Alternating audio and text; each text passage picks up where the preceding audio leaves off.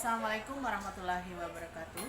Saya Erni Samsudin, CGP Angkatan 10, SMA Negeri 5 Tualang, Kabupaten Siak. Pada kesempatan kali ini, saya ditemani oleh Ibu Deswita Rahayu sebagai guru matematika di SMA Negeri Tualang. Assalamualaikum Bu Deswita. Waalaikumsalam Bu Erni. Apa kabar Bu hari ini? Alhamdulillah baik. Pada hari ini kita akan mengadakan percakapan pra-observasi ya Bu. Sebelum nanti saya akan mengamati bagaimana proses pembelajaran yang Ibu lakukan di dalam kelas, atau nanti sebelum saya melakukan observasi di kelas yang Ibu ajar. Adapun tujuan dilakukannya proses observasi ini adalah untuk mengetahui dan mengevaluasi jalannya proses pembelajaran yang Ibu lakukan di dalam kelas. Nah, kenapa hari ini kita harus melakukan percakapan pra-observasi? Yaitu sebagai persiapan awal bagi Ibu untuk nantinya Ibu melakukan kegiatan pembelajaran di kelas agar lebih siap dan percaya diri, sehingga memberikan pembelajaran terbaik bagi murid. Begitu ya Bu? Pada kesempatan kali ini ada beberapa pertanyaan yang akan saya ajukan kepada Ibu. Yang pertama, apa tujuan pembelajaran yang Ibu ingin capai dalam pembelajaran ini? Saya berharap setelah saya mengajar nanti peserta didik saya dapat memahami operasi vektor. Berarti yang Ibu tekankan itu pada operasi Operasi. Nah, bagaimana dengan area pengembangan yang ingin Ibu kembangkan saat observasi tersebut? Di dalam observasi nanti saya akan mengembangkan di bagian media pembelajaran. Saya menerapkan pembelajaran berbasis GeoGebra dan QGIS. Jadi GeoGebra ya. Nah, saya ingin mendengar juga nih Bu, bagaimana rancangan pembelajaran yang akan Ibu gunakan di dalam kelas nanti? Mungkin dari strategi pembelajarannya, metode pembelajarannya, atau model pembelajarannya. Di sini saya menerapkan model pembelajaran PBL, Program Based Learning, yang didukung oleh penggunaan aplikasi GeoGebra. Nanti untuk endingnya saya menggunakan QGIS. Oke, baik Bu. Nah, sekarang untuk media pembelajaran, kira-kira media pembelajaran apa yang Ibu gunakan? Infocus dan laptop saja. Oh, Ibu pakai Infocus Ya, karena nanti saya akan menampilkan koordinat yang ada di GeoGebra. Jadi menggambar melalui laptop, nanti akan ditampilkan di layar. Oh, oke, baik. Nah, untuk waktunya, kira-kira kapan Ibu akan melakukan proses pembelajaran tersebut? Saya akan melaksanakannya di hari Kamis di jam 1-2 atau jam pertama dan jam kedua di kelas 12-2. Ya. Jadi hari Kamis jam 1-2 di kelas 12-2. 12-2. Nah, jadi nanti di hari Kamis jam 1-2 di kelas 12-2 saya akan datang ke kelas Ibu untuk melakukan observasi kelas. Nah, saya akan melihat dan mencatat hal-hal apa yang terjadi di dalam kelas. Nah, nanti setelah Ibu melakukan kegiatan observasi dan pembelajaran di dalam kelas, kita akan mengadakan percakapan pasca observasi ya Bu. Ya, Bu. Baiklah, kira-kira dari percakapan kita hari ini apa yang bisa Ibu dapatkan? Saya merasa lebih siap ketika nanti saya akan melakukan observasi karena Ibu sudah memotivasi saya dan memberikan saya sebuah pencerahan apa saja yang akan saya lakukan nanti di kelas ketika observasi. Baik Bu, terima kasih Bu atas waktunya. Ibu sudah mau berbincang-bincang dengan saya pada proses pra-observasi ini. Sampai jumpa di hari Kamis nanti dalam kegiatan observasi kelas. Demikianlah percakapan pra-observasi kali ini, dan setelah ini akan dilanjutkan dengan observasi kelas dan pasca observasi. Terima kasih atas perhatiannya. Assalamualaikum warahmatullahi wabarakatuh. Oke, seperti biasa absen dulu. Anggi Kriskayana, Alisa Larasati, Hasana, Chelsea, Daniel, Dewi, Dias, Faisal, Farah,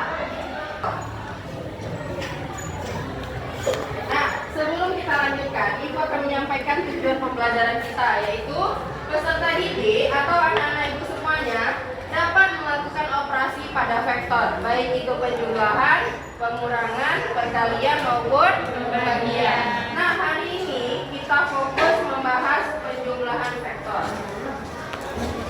Kenakan pada hari ini adalah PBL. Ada yang tahu PBL? Problem tahu? Problem apa? Basic apa basic? Kalau learning,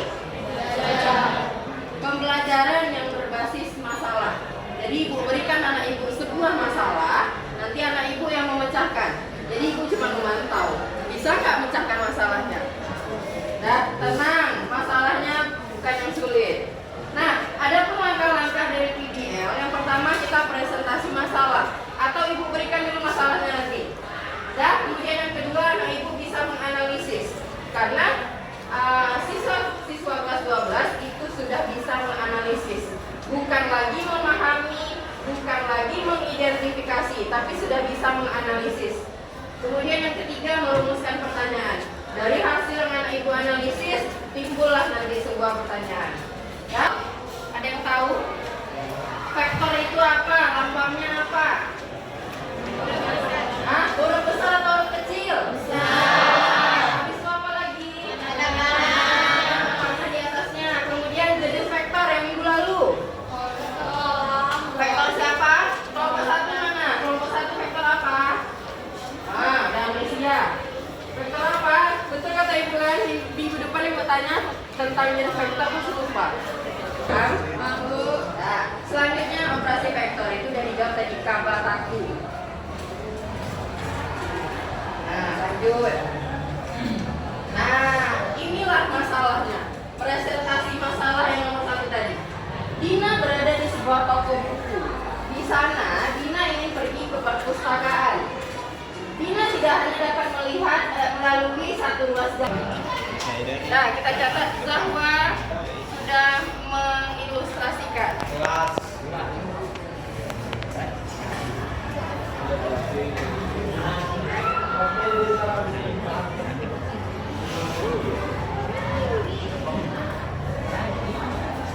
Kasih nama ya, bahwa dari mana ke mana. Ya, A itu posisi awal, yang B di mana itu? Langsung aja kasih kurung di bagian B. B itu berada di mana pertama? Toko buku.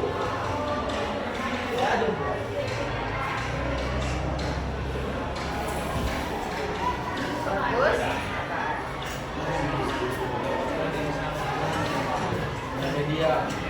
Oke, kita beri tepuk tangan untuk Zahwa.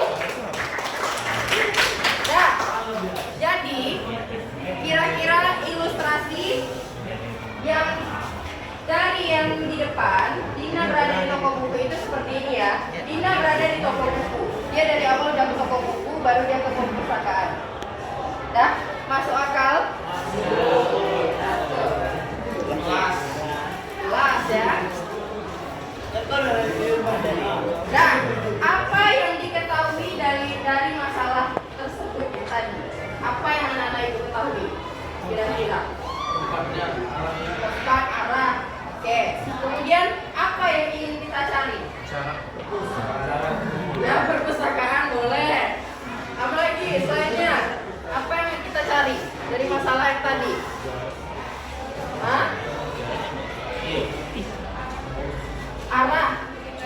Arah, terus jarak, koordinat boleh. Kemudian konsep matematika apa yang relevan dengan masalah ini? Mantap nih. Jelas lah, jelas juga nih ya. Oke, hasil analisis dari masalah yang tadi kita bisa menggunakan penjumlahan vektor. Kemudian arah vektor. Kita bisa buat sketsa nggak? Itu sketsanya. Nah, kemudian konsep operasi vektor. Cakep. Lanjut. Nah, merumuskan pertanyaan. Ada pertanyaan di depan.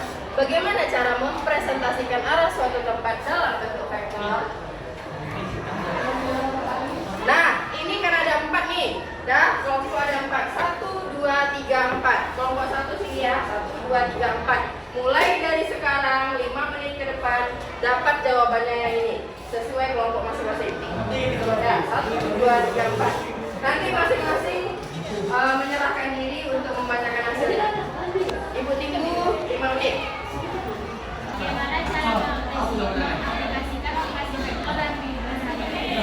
Nah, dengar ya, nanti ibu tanya random. Oke? Itu contohnya pada Google Maps, Kompas, kita pada desain. Oke, beri 2 jempol untuk Anda.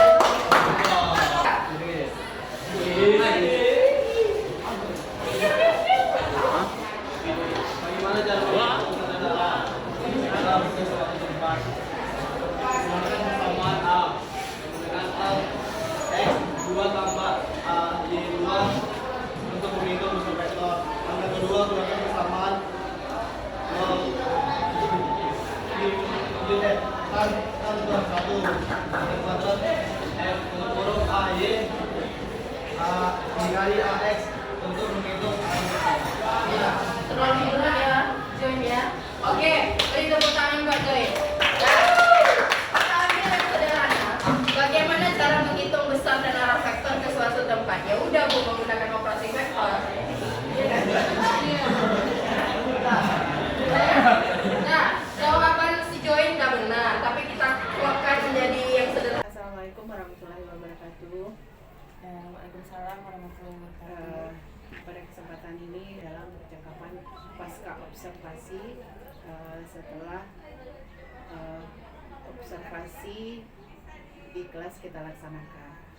Adapun tujuan kegiatan percakapan pasca observasi ini adalah untuk mengevaluasi sejauh mana pembelajaran yang sudah Ibu Deswita lakukan di kelas.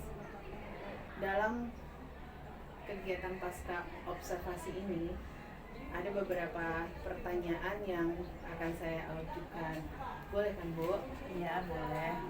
Pertanyaan pertama, bagaimana perasaan Ibu terkait dengan jalannya kegiatan observasi kelas yang sudah berlangsung? Saya merasa senang karena saya sudah berusaha menerapkan pembelajaran berdiferensiasi ketika saya mengajar materi operasi vektor kemarin. Kemudian siswa terlihat antusias, jadi saya merasa puas. Berarti apa yang saya inginkan sudah tercapai dan apa yang saya jadikan tujuan pembelajaran sudah tercapai juga. Baik Bu, berarti observasi kelas yang Ibu lakukan sudah berjalan dengan baik. Nah, bisa Ibu ceritakan kembali tentang area pengembangan yang akan Ibu kembangkan? Oh iya, kemarin saya mengadakan pembelajaran yang berbasis IT, yaitu GeoGebra dan Quizzes. Nah, awalnya siswa itu merasa canggung, kan mereka belum pernah nih belajar GeoGebra. Gimana sih Bu titiknya, ini gimana sih Bu? Nah, jadi lama-kelamaan mereka ketagihan dan mereka ingin, Bu besok pembelajaran selanjutnya kita pakai GeoGebra ya, nanti Ibu yang kasih titiknya, nanti kami yang gambar. Kemudian lagi Quizzes itu kan menarik, terakhir ada ininya ya, ada juaranya. Nah, jadi mereka ingin nama mereka yang ada di juara 1, 2, dan 3 gitu, bergantian. Berarti area pengembangan yang Ibu inginkan sudah dilaksanakan dan sudah dikembangkan. Nah, menurut Ibu, apakah area pengembangan yang sudah Ibu lakukan di kelas itu sudah baik atau masih ditingkatkan lagi? Menurut saya masih belum maksimal karena masih ada siswa yang belum bisa menggunakan IT, Quizzes, karena HP-nya nge-lag, kartunya kehabisan paket dan sebagainya. Mungkin besok lebih dioptimalkan kembali, direncanakan. Berarti itu termasuk juga kepada kendala-kendala yang Ibu hadapi. Kemudian ada nggak kendala-kendala lainnya yang Ibu hadapi selain tadi yang sudah Ibu sebutkan itu? Sejauh ini sepertinya tidak ada, selagi siswa aktif tidak masalah, walaupun misalnya dia tidak bisa mengikuti Quizzes tapi dia duduk di sebelah kawannya melihat aktivitas yang dilakukan kawannya. Kira-kira apa penyebabnya tuh, makanya anak itu kurang bisa dalam menggunakan GeoGebra atau IT atau apa tadi yang Ibu sebutkan? Ya, sepertinya gini, karena itu jarang dilakukan. Kalau hal yang jarang dilakukan kan canggung. Mungkin kalau setiap guru menerapkan quizzes, menerapkan, kalau GeoGebra nggak bisa ya karena guru eksak aja, quizzes lah minimal. Mungkin mereka nggak secanggung itu, dan mereka ternyata antusias. Wah, ternyata pembelajaran itu semenarik itu gitu. Nggak harus mereka diam dengar habis itu bikin latihan itu keluar. Baik Bu. Jadi dari kendala-kendala yang Ibu hadapi tadi, kira-kira apa rencana Ibu ke depannya untuk mengatasi kendala-kendala itu supaya lebih minimal atau mungkin lebih ditingkatkan lagi dalam pembelajarannya di kelas? Mungkin saya akan membuat kelompok presentasi dari siswa yang berdiferensiasi menggunakan aplikasi GeoGebra. Kemudian saya juga membuat kuis yang tidak hanya soalnya matematika, tapi juga ada teka-teki atau ice breaking dan pengetahuan umum lainnya. Jadi siswa tidak bosan. Ternyata pembelajaran matematika itu tidak hanya soal hitungan, bisa juga yang lain. Oh iya. Jadi biar matematika lebih menarik lagi ya Bu ya. Nah, kira-kira kapan rencana itu akan Ibu realisasikan ke depannya? Mungkin pada pertemuan berikutnya, setelah saya masuk kelas itu, pertemuan selanjutnya akan saya terapkan lebih maksimal lagi pembelajaran seperti itu. Oh, berarti secepatnya Ya, akan dilakukan. Ya, terima kasih Bu atas jawaban-jawaban yang Ibu berikan. Semoga rencana Ibu ke depan bisa memperbaiki proses pembelajaran dan pembelajaran di kelas lebih menarik lagi. Baik, terima kasih Bu Erni, Bu Deswita. Hari ini sudah menyelesaikan pasca observasi setelah sebelumnya melakukan praobservasi dan observasi di kelas. Selama kegiatan observasi di kelas mungkin ada kendala yang dihadapi oleh Bu Deswita seperti disampaikan tadi, tapi ada pengalaman baru yang bisa diberikan ke anak. Nah, dan anak itu dari apa? Ada kebermaknaan dari pembelajaran itu sendiri. Nah, menurut Bu Deswita sendiri ada tidak perubahan dari segi teknik supervisi yang Bu Deswita selama ini alami? Ada nggak perubahannya nih? Ada. Selama ini saya berpikir ketika Bu besok kita observasi, itu merupakan suatu momok yang menakutkan gitu. Saya merasa Ibu ini masuk ke kelas pasti mencari kesalahan saya gitu kan. Tapi setelah mempelajari teknik observasi ternyata tidak seperti itu gitu. Kita ditanya, Ibu besok mau diobservasi bagian mana, lebih ke ini sih, pendampingan, bukan dinilai tapi pendampingan. Kita mau jadi guru yang seperti apa, otomatis kita harus melakukan sebuah perubahan, bukan malah mundur.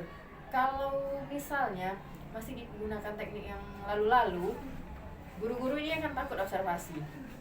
Karena saya juga melihat di antara teman-teman, janganlah observasi sekarang, saya belum siap bla bla bla. Karena dia tidak masuk makna observasi itu gitu. Nggak tahu dia, entah dia tidak bertanya atau dari tim observasi tidak memberitahu. Mungkin hanya ada miskomunikasi. Oke. Nah, berarti ada perubahan yang dari Bu Deswita rasakan. Nah, setahu saya di sini kan ada salah satu CGP gitu kan, Bu Erni, Bu Deswita. Nah, dan tadi juga ngobrol sama salah satu teman bahwasanya di sini sekarang sedang lagi supervisi ya, lagi kegiatan supervisi. Nah, dan itu tidak diamanahkan langsung maksudnya diemban supervisornya itu kepala sekolah. Nah, ada berarti sebagai kurikulum, kemudian rekan-rekan yang lainnya. Nah, kemudian tanggapan rekan-rekan sendiri nih terkait dengan adanya perubahan pola supervisi yang sebenarnya kalau kita pahami ini bukan yang baru sih, tapi sebelumnya sudah tahapannya sudah ada. Cuman dari segi teknik yang semana tadi Ibu Erni lakukan menggunakan teknik coaching itu kan menjadi hal yang seperti ini, bukan menggurui tapi lebih ke diskusi dan menggali diri seperti itu. Nah, kira-kira apa tanggapan teman-teman ini dari Bu Deswita dan Bu Erni sendiri? Kalau saya kebetulan Bu Pardosi namanya sudah saya observasi. Ketika saya tanya pas pra observasi, Ibu jangan begitu lah.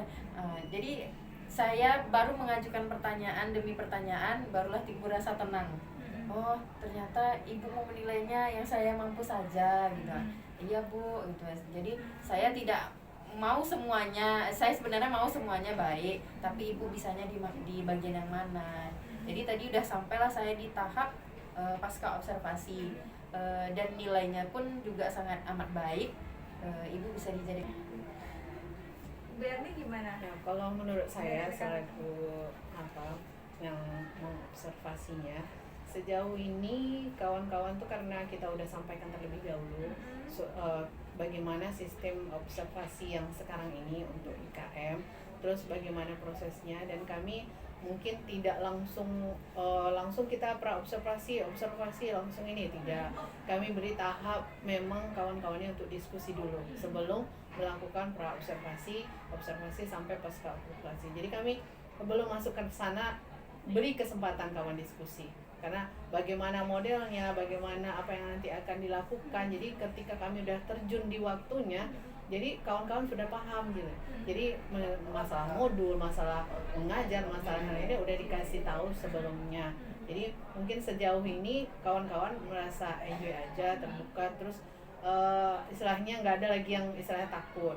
Malah mereka berlomba-lomba untuk menyelesaikan modul supaya bisa berdiskusi dulu sebelum melakukan pra-observasi. Oke, luar biasa sekali.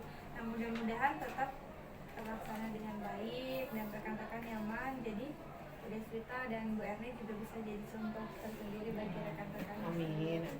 Mungkin umpan balik dari saya itu saja. Kemudian dari proses kreatif sudah jalan, kemitraan juga sudah jalan, masih maksimal dari Bu Deswita juga jalan. Nah, karena Bu Deswita juga sudah berpengalaman di sini, nah jadi percakapan coachingnya berlangsung dengan baik. Nah, itu aja.